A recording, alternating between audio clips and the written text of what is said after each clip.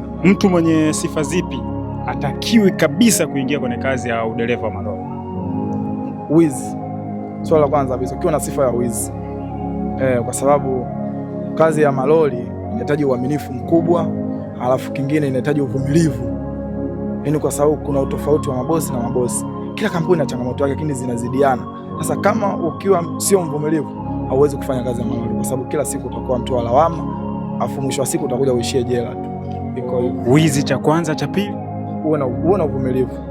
Iko yaani ili nani kama usipokuwa mvumilivu hauwezi kufanya hii kazi. Ni hivyo vitu viwili.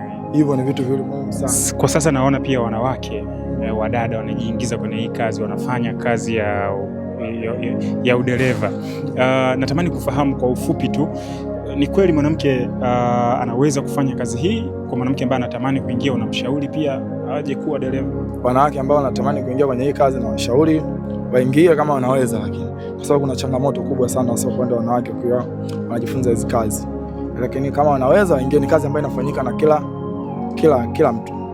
Ni wewe tu na maamuzi yako, ni kujitoa kwako, moyo wako, unafanya kazi fresh. So kama wanawake wanahitaji kufanya hizi kazi, karibuni kwenye game na wakaribisha.